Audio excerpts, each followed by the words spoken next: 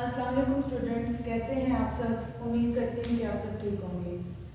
उस दिन हमने डाइजेशन का जो ह्यूमन डाइजेस्टिव सिस्टम है वो वाला चैप्टर हम लोगों ने स्टार्ट किया था। मैंने आपको उसकी इम्पोर्टेंस के बारे में बताया था, डाइजेशन की इम्पोर्टेंस के बारे में कि डाइजेशन का जो प्रोसेस होता है वो हमारी बॉडी के लिए क्यों ज़रूरी होता है। उसके बाद मैंने आपको डाइजेशन का रूल बताया था कि डाइजेशन का रूल क्या होता है। उसके बाद कि डाइजेशन जो है यानी उसकी ट्रांसपोर्ट के बारे में मैंने आपको बताया था, उसके फंक्शंस के बारे में मैंने आपको बताया था। फिर उसके बाद उसके मैंने प्रोसेस के बारे में बताया था कि डाइजेशन का जो प्रोसेस होता है वो क्यों ज़रूरी होता है। उसके बाद उसकी काइंड्स के बारे में मैंने आपको बताया था कि डाइजेशन कितनी काइंड्स की होती है, 2 काइंड्स की होती है। एक मैकेनिकल डाइजेशन है और दूसरी हमारे पास केमिकल जो है वो डाइजेशन होती है। आज का जो हमारा टॉपिक है वो है हमारा structure and functions of alimentary canal.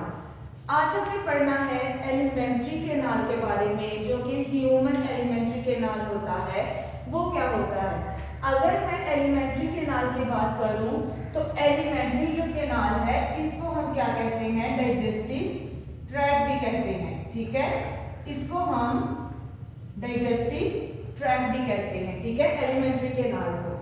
अब एलिमेंट्री केनाल के जरिए जो फूड है वो हमारी बॉडी के अंदर जाता है और इसी के जरिए जो फूड है वो बॉडी से एक्सक्रीट होता है। अगर मैं एलिमेंट्री केनाल की बात करूं तो एलिमेंट्री जो केनाल है वो डिफरेंट डाइजेशन के डिफरेंट पार्ट्स पर जो है वो मुश्तमिल है।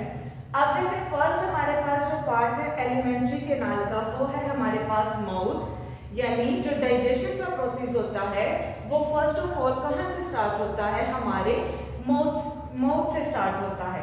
उसके बाद थ्रोट, उसके बाद एसोफेगस, उसके बाद स्टमक, उसके बाद स्मॉल इंटेस्टाइन और लार्ज इंटेस्टाइन। ये सारे जो पार्ट्स हैं ये किस पर मुश्तमिल करते हैं, एलिमेंट्री केनाल पर मुश्तमिल करते हैं। अगर अब मैं बात करूं सबसे पहले माउथ की, डाइजेशन का जो प्रोसेस होता है बेसिकली वो कहां से स्टार्ट होता है, हमारे माउथ से स्टार्ट होता है। अगर मैं ओरल कैविटी की बात करूं तो ओरल कैविटी बेसिकली क्या होता है कि हमारे माउथ का जो इंटरनल स्ट्रक्चर होता है उसको हम क्या कहते हैं, ओरल कैविटी। और अब डाइजेशन का जो प्रोसेस है वो कहां से स्टार्ट होता है, हमारे माउथ से स्टार्ट होता है।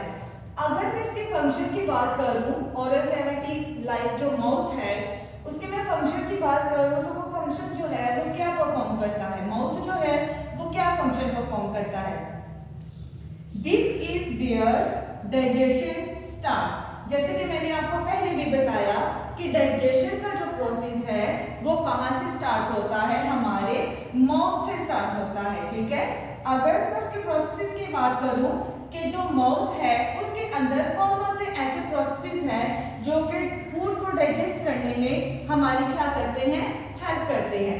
अगर मैं इसके प्रोसेस की बात करूं, teeth, chew and grind food into smaller pieces.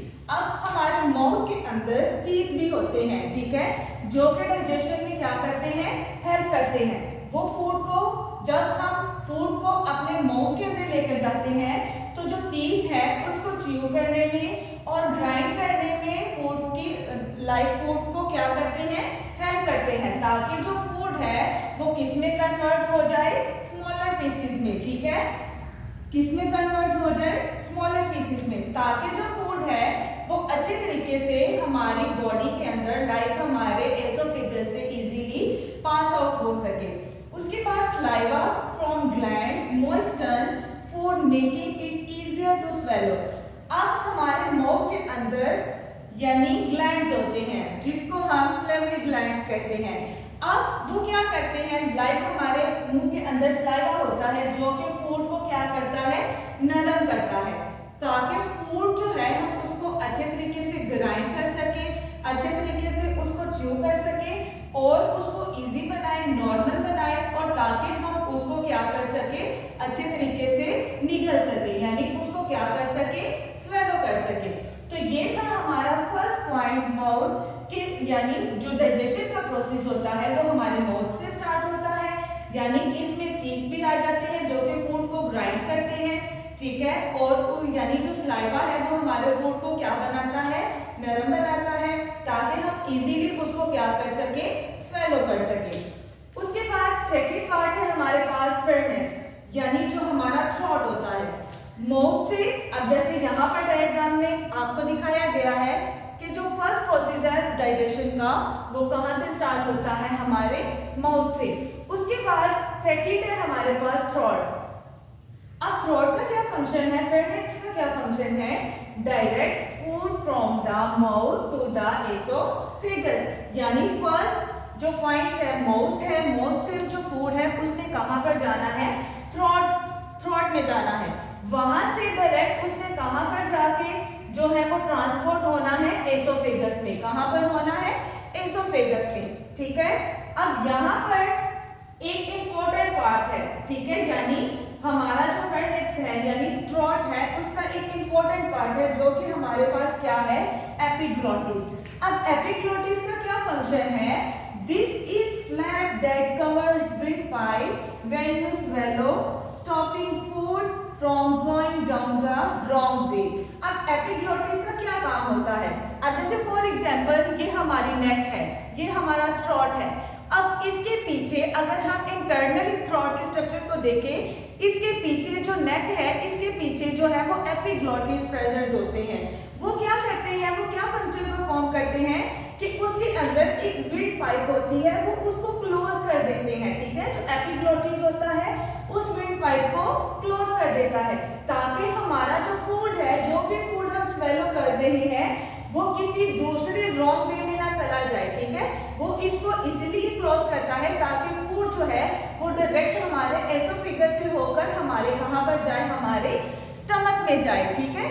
जो एपिग्लॉटिस है वो विंड पाइप होती है, ठीक है, जो कि उसको कवर करती है जब हम फूड को क्या कर रहे होते हैं, स्वेलो कर रहे होते हैं, ताकि हमारा जो फूड है वो किसी दूसरी जगह पर या रॉन्ग वे में ना चला जाए। अगर रॉन्ग वे में चला जाता है तो इससे यानी डिजीज वगैरह भी कॉज हो सकती है, ठीक है। ये था हमारा सेकंड पार्ट एलिमेंट्री कैनाल का, जो कि क्या था हमारे पास फेरेंक्स। थर्ड है हमारे पास एसोफेगस। एसोफेगस का क्या फंक्शन है, the food travels from throat to the stomach through this